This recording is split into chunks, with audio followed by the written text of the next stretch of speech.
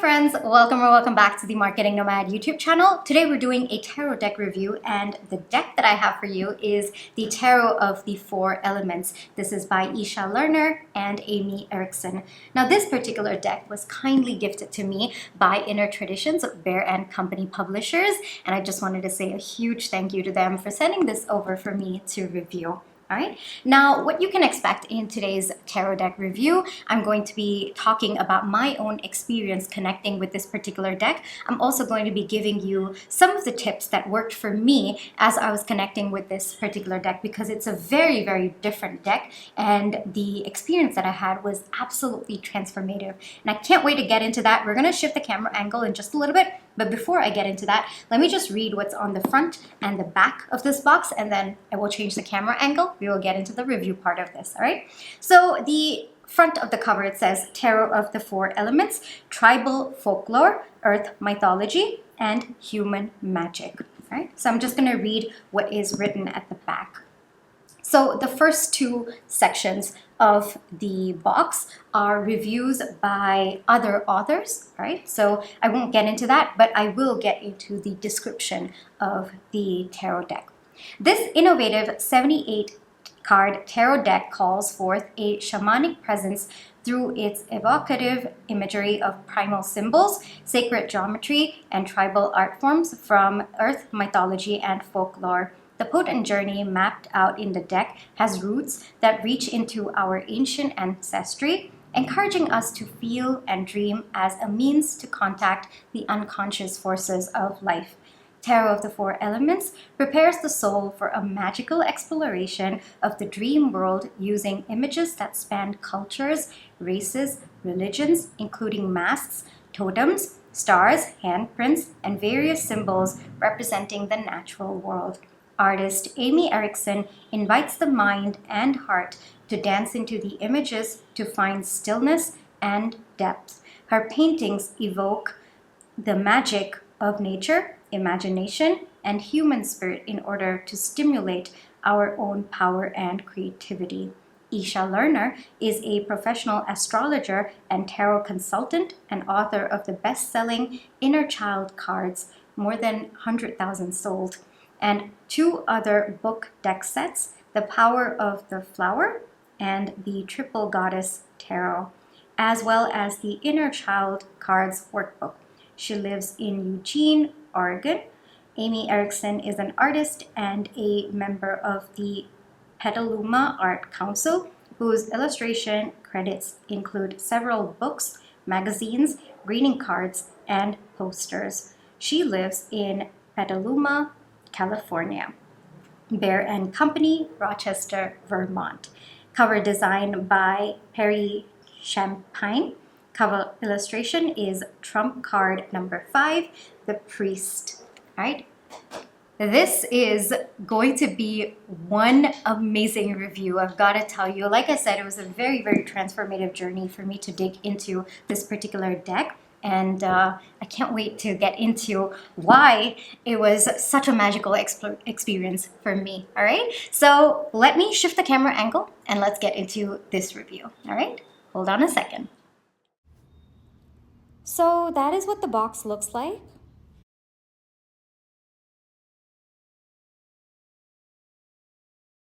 And that is the back cover that I just read from. The inner contents of this box can be slit right out from the right side. And the first thing that you see is the guidebook. The guidebook by itself is pretty big, but I guess I would attribute the size of this guidebook to the font size inside. I think it is slightly bigger, and I also think that it is more spaced out. Like, I think there is double spacing between each of the lines, which I absolutely loved about this guidebook. To be very honest with you, I loved that the font size is slightly bigger and that there is space between the lines, because for me, just as a personal experience, when you are kind of diverting away from RWS and the traditional structure, there is a little bit of hesitation, there's a little bit of overwhelm that comes with it, right? And I think that the guidebook does such a great job of literally holding your hand and walking you through a different way of reading tarot. And I would attribute it to the way that this book has been designed not just written, but also the design of it, the way that, there is just such visual ease to reading of this guidebook, which I absolutely loved. Now let's take a look at the contents. Of course, we have the acknowledgement, the preface, and then the introduction. It first talks about tribal art and symbols that shape our consciousness. I especially loved reading about this part, by the way. Then they talk about like the numbers, the magic of numbers, form, color, and how you can use that into your tarot. And then the third part of this, of course, is how do you kind of mix tribal wisdom along with tarot. And there's a couple of layouts that you can try out. Then we get into the major arcana and then the minor arcana for each of the cards. All right, one thing that I really liked is there is the traditional image, and then it talks about the RWS, what kind of comes from the message of the RWS, and then it talks about the tarot of the four elements image, and then it gives you a deeper insight into how this image relates to the RWS meaning, not necessarily its symbolism, because this one diverts a lot from it actually, but the meaning from it and how you can use this meaning. Some interpretations are slightly different, and I found it very interesting to go through that as well. And then at the end of it, there is a nice section about the keywords that you can just hold on to. And of course, given that this is the tarot of the four elements, there is an elemental message as well. It kind of talks about the color that was used, or it can talk about how you can use the energy of the element with respect to the card that has come out, and how can you apply it to the question that you have asked, which I thought was very, very interesting. It was definitely, how do I say this? It was definitely a different way of me inculcating elements into my reading. And that is only for the major arcanas though. But the moment you start getting used to the understanding of the elements, it's easy to kind of use the same thought process towards the minor arcana as well. So that was something that I found very, very interesting as I was going through this guidebook. Pretty easy to read, to just sit through. I think that it took me a couple of days to go through the book, but very, very easy. I can't stress on how I was just so deeply engrossed in reading the guidebook, it just flowed. That's what I liked about the guidebook. Of course, as we are, kind of looking at the cards by themselves, it's very, very easy to see how vibrant it is. It's just such a different feeling to the entire deck. Now, the cards by itself, they are slightly bigger than the normal cards, the normal tarot deck. It's larger, and it can be a little bit difficult if you have smaller hands to kind of handle it. But I actually do have, my hands run on the slightly smaller side, but I didn't find any difficulty with it. It was actually easy, but it was definitely easier for me to shuffle it rather than the normal way that I would shuffle. So that was something that I kept in mind. But because the cards are thin, it's also easy to shuffle as well. So that was something that I liked about it. It's definitely a different texture, as well as the feel to the cards. It's a little bit, I would say, satin finish. There is matte finish. You can definitely feel it at the back of the card, but it's also a bit of a satin finish. Now we talk about the artwork and the symbolism. Oh my gosh, it is a vibrant explosion of tribal art, and it's also very, very primal. And of course, we have the elemental imagery on the sides coming through as well. It doesn't follow the RWS imagery closely, as we've talked about before, which I think helps you tap into your intuition much more deeper. For me, when I first read with this card, it's kind of like a trance, because my logical mind just shut down. And it was so amazing for me to experience this. I absolutely loved it, because sometimes I think that we are in our heads way too much, okay? I think that sometimes we are operating too much in our logical mind, and it just helps to take a step back and just step into your body, your feelings. What are you sensing? And I think that this deck does such a great job with that. It really, really puts you in a trance-like feeling when the moment you just look at the cards, it's no more about your logical mind, because your logical mind cannot make sense of it. So you're kind of forced to step into your feelings and tap into your senses. And I think it's very much needed. I think that it can get overwhelming to constantly be in your logical mind. And it really needs something powerful to kind of get you out of that logical mind. And I think this deck does a really, really good job of it. It's very, very raw, very honest. I think it's part of the tribal imagery as well. It's pretty cutthroat, the messages that come through. But I think that it is necessary sometimes to tap into deeper, darker messages. And for me, this is a very, very emotional deck. Very emotional. Like, it just brings out your emotions right onto the plate. And not just that, I think that all your senses are working when you are just looking at the cards. And, it's just kind of like, how are you feeling? And that by itself, just understanding that, just going through the process of feeling things rather than thinking, that has been a very, very transformative experience for me with respect to this particular deck.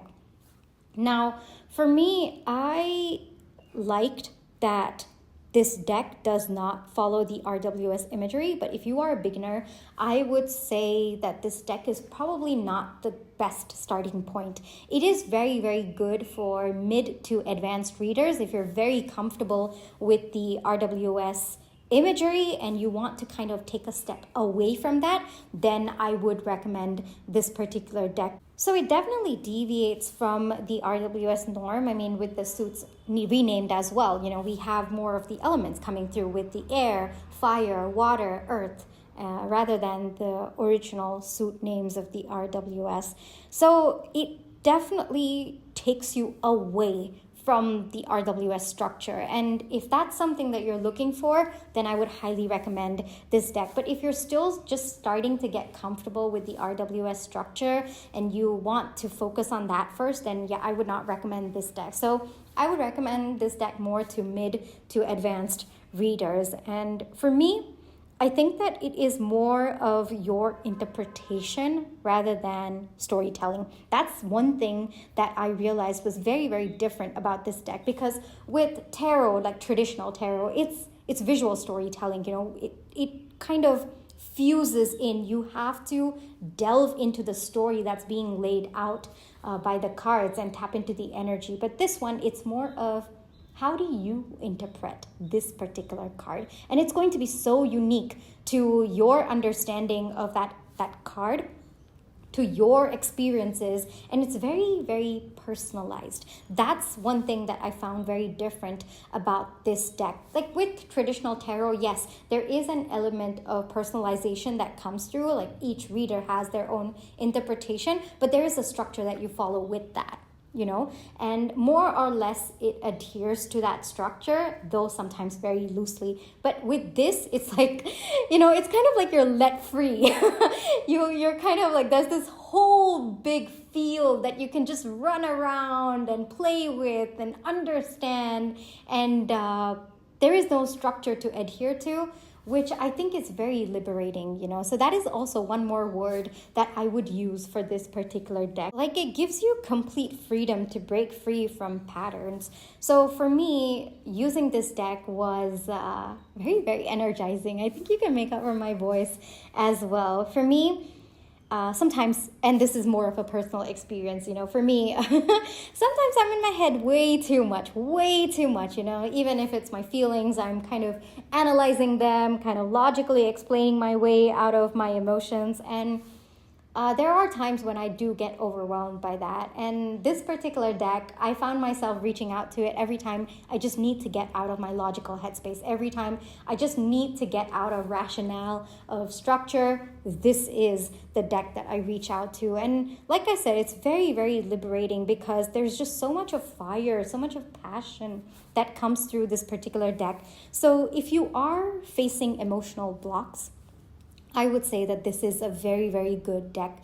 Like I said, it kind of forces you out of your logical mindset and puts you in touch with your emotions, in touch with your feelings. What are you feeling? What are you sensing? Your intuition. And sometimes you really need that. If you've been going through a creative block, an emotional block, I would recommend this deck. This deck is very, very dynamic in that sense. And like I said, it's very deeply personal as well. There's an element of only you will be able to interpret it that way. No one else will be able to. And I also find that very empowering. I find that very, very empowering as well. And the same card, even if you pick twice, you're going to have a very different interpretation of it just because your feelings are going to be different each time you pick it. And what you're sensing, your head space at that point in time, your emotional space, your body space as well at that point in time is going to be very different. So your interpretation of it also will vary even if it's the same card. And I think that there are so many things happening in one particular image that even focusing on one and diving deep into just one aspect of the card, one image part of the card also feels very, very empowering, and you can feel the passion coming through. I, in particular, especially with creative blocks and with emotional blocks, you need that power external to kind of pull you out of that. And I feel like this deck definitely does it. So I would recommend this deck for, personal growth.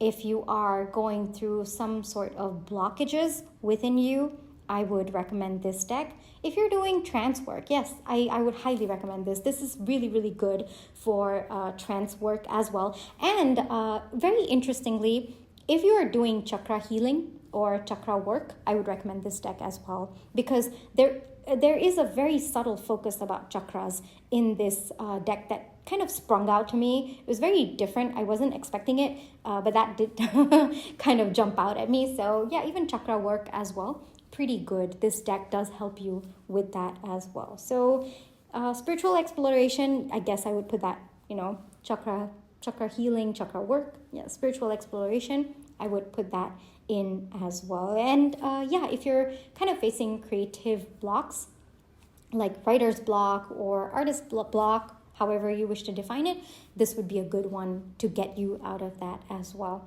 All right. So overall, I really think that this is a very alive deck. Yeah, that's the word I would use. Very, very raw, very honest. It's your feels, what are you sensing? And it's as raw as that. And it completely strips away logic, rationale, all of that kind of removes you out of it. So if you've been kind of burdened with that a little bit off late, I would highly recommend getting this deck, all right? So overall, this is where I will leave you for this review. I hope that this gave you a starting point to understand if this deck is going to be a good fit for you, all right? So thank you so much for listening all the way up until here, for watching, and I'll catch you in my next one. Bye-bye.